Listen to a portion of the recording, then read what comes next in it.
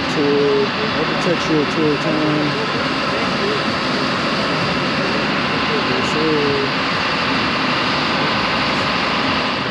Jump into Lake Michigan because that water in the summertime especially is crisp, pure, refreshingly cool, let's say. And the best part about it for me is that there are no sharks in that lake. That is huge. It's a monster-free body of water. Now, maybe you've seen our lake up close and personal. You know, I've noticed it's got this lovely aquamarine color. That aquamarine color of the lake is due to a very kind of complex ecological reason that if you're curious about, please ask me about later. But it's kind of too long to get into right now. But it is the natural color of the lake, and it's perfectly clean body of water. But as I mentioned, the city is going to open up before your very eyes in about 5, 4, 3, 2, 1, and boom! There she is. That is Chicago, right through the heart of the city. Something so unique about Chicago, unique about this tour, is that our river here, the Chicago River, easy to remember, it cuts right through the heart of downtown. So in this tour, you get this really unique perspective to see the city from that you really can't get in the entire city. This is certainly the centerpiece of her work, but we'll see more of her designs as we go through the river. Now, if you look up at the top of the tower, though, you'll notice this big empty row. You see that big old empty row up there? Well, that is called a blow-through floor. A blow-through floor. How it works is, instead of windows or apartments, you leave this big empty row at the top of your tower so that the winds can blow right through the building, stabilizing pressure on the windward side of the building. And the apartment, nice ratio there, to 18, actually, I have to correct myself, because just within the past week, a condo closed in that tower for $20.5 million. It has 4 bedrooms, 4 bathrooms, and 2 whole floors of the tower. And just so you all know, okay, letting you in a little secret here, there are about 80 unsold condos left in St. Regis today. So if any of you are in the market, nice little cozy spot in your town, think about that lovely wavy tower as an option. Don't worry, I'll give some style in terms of shape, how they fit into their environment, fit into their context. And that's something we'll talk a lot about here today, of how buildings, they don't just stand alone, they form this larger woven tapestry of architecture that make up an entire city. Now, some Chicago facts for you. As of the 2020 census, there are 2.7 million people living in Chicago. About 9.4 million live in the surrounding Chicagoland area. That makes us still the 3rd largest city in the United States by population, behind New York and Los Angeles. And Chicago is the city on the lake. We have over 20 miles of lakefront, over 20 swimming beaches, 5,300 boat slips, and 10 harbors. And Lake Michigan is such a big part of the culture in Chicago. So much what we do on a nice day, days like today, are centered on going to the lake, being by the lake. So I always like to plug it. If you're looking for a nice, simple activity to do in Chicago, the number one thing I always tell people is go for a nice long walk by the lakefront. You can go for a bike ride. You can rent one of our Divvy bikes. That's our bike share program. You can sit out by a beach, sit out by a park. And again, I don't foresee it happening, but if you do ever get overheated and you want to cool down, you just jump in that lake and you will certainly wake up. Next up on your right, though, is this beautiful clock tower building. That is the Wrigley Building. The Wrigley Building was built in the early 1920s, about 100 years ago. And this is a style of architecture called Spanish Revival style. Spanish Revival style. We call it that because that clock tower was modeled after La Giralda, which is a cathedral in Sevilla, Spain. That clock tower up there is similar to the top of the cathedral that you can see in Spain. Now, there are 250,000 glazed terracotta tiles of cream and white that are drawing your eye upward. Terracotta is a material softer than porcelain that must be hand-washed with soap and water. Now, this is the same Wrigley as in Wrigley Chewing Gum, as in Wrigley Field. Go Cubs. Also go White Sox. But you might be asking yourselves, why is a chewing gum office building in the style of a grand Spanish cathedral? Well, in the early 1920s, the U.S. didn't really have its own identity in architecture yet. We were still copying European ideas of beauty, putting them into all of our buildings. And it wouldn't be until later on in the 1920s that we finally get a style of architecture, get this beauty standard that was really uniquely our own, uniquely American. And we'll talk about that style once we can see it from the river. As we cross underneath the DuSable Bridge, named after Jean-Baptiste Point DuSable, the first Chicagoan, I'll tell you about at the end of the tour. Crossing underneath Michigan Avenue, the busiest artery of downtown Chicago. This cuts right through the heart of the loop. We have reached straight ahead the unmissable Trump International Hotel and Towers. This is the second tallest tower in Chicago at 1,389 feet from base to spire. And this is a style of architecture called contextualism. Contextualism. You see those three patios in the building? Those three setbacks? Those patios are not at random heights. Each patio corresponds to the height of a neighboring building. This first patio corresponds to the height of the Wrigley building that we just talked about. That second patio corresponds to the height of the pointy Mathers Tower straight across the river.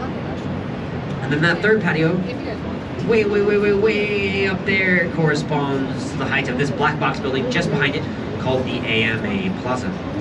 But that is contextualism. It is a site, the iconic corncob towers of Marina City.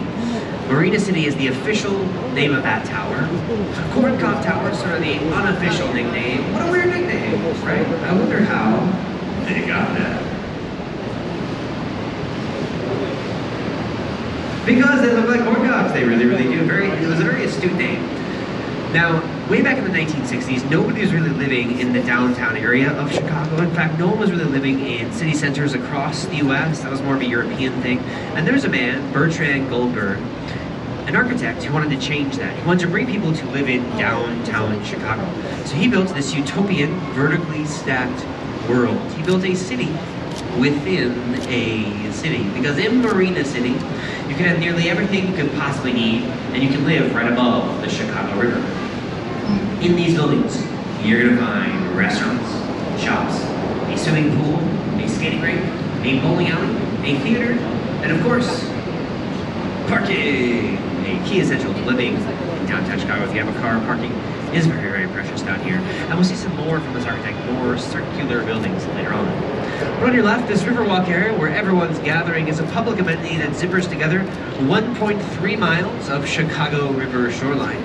And it's a perfect example of Chicago-style resiliency. You see all these people down here.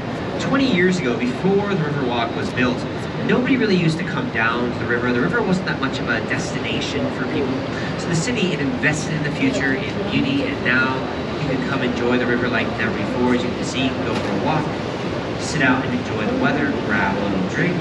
It's really become a focal point of our downtown area is the river. But on your left is going to be a tall glass building with white granite called 77 West Wacker. Now, if you look up at the top of 77 West Wacker, you'll notice this Greek or Roman style temple. So this is a style of architecture called neoclassical. You take this classical design, like the Parthenon in this case, and you update it using the modern materials of glass and steel. Now, if you're here at nighttime, or really, honestly, perhaps it'll get dark by the time we get back, but hopefully by the time we get back, we'll have lit up the building, because at nighttime they glow up the granite in a very spectacular way. And we'll start to see some of the ways that the city, that really transforms from daytime to nighttime as the sun goes down and all the lights come on, and the city really starts to transform itself. Is the Carroll Street Railroad Bridge. This is a 1908 historical landmark bridge that is permanently raised in this upright position. But it can still go up and down if for some reason you need it to. But I love this bridge because it shows you exactly how Chicago style bridges work. You see this big piece of concrete sitting underneath the bridge. That piece of concrete is what allows the bridge to swing up and down. It's called a trunnion bascule bridge. It's like a giant seesaw design because that concrete acts as a counterweight to the massive steel of the bridge.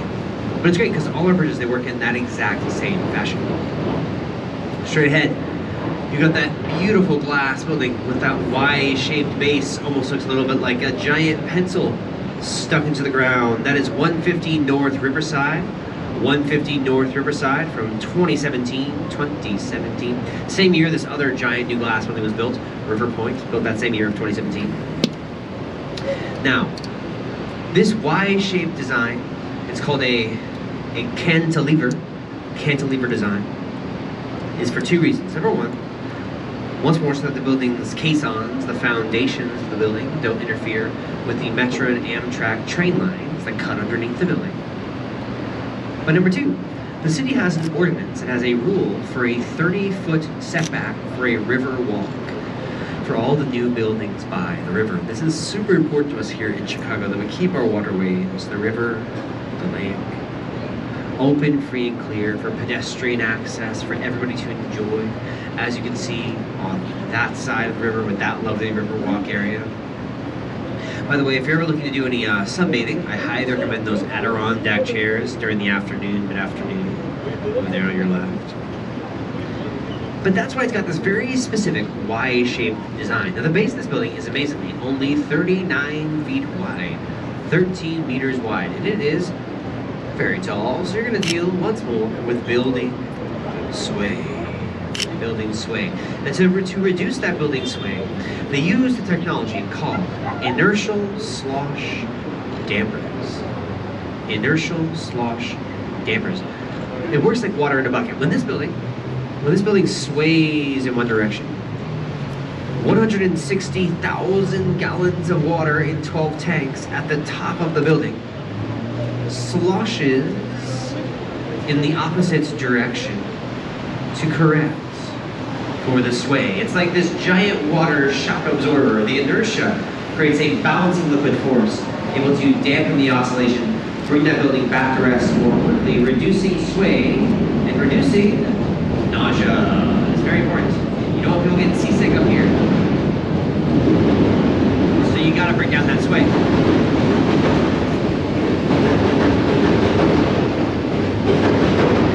And when I talk about sway, I mean, we're talking about inches, right? Not a lot of sway, but even that, you want to bring it down quickly so no one can actually feel the building moving underneath it. Next up on your left, another giant new glass building called the Bank of America building. The Bank of America building, finished in 2021. The BOA building is the newest addition to the Chicago River. A really gorgeous one. It took about 3 years to build. 3 years is a pretty typical timeline for skyscrapers in Chicago. And it cost over $800 million to construct. Hello. See, I told you about the waving. I told you. Now, they also had to deal with that 30-foot setback for a river walk rule. And they did so in a very creative way. And they used these giant tripod legs that are illuminated right now. They use those tripod legs to literally vault the building in midair. Those are huge steel I-beams underneath those casings. They're taking on tons and tons of weight to suspend this building by its third floor, maximize all that office space, right? And create yet another lovely Riverwalk area. So I love the Riverwalk rule because I think in addition to creating all these pedestrian access ways that make Chicago such a walkable city, it also makes our architects and our engineers work in these really creative ways to find innovative solutions like this one.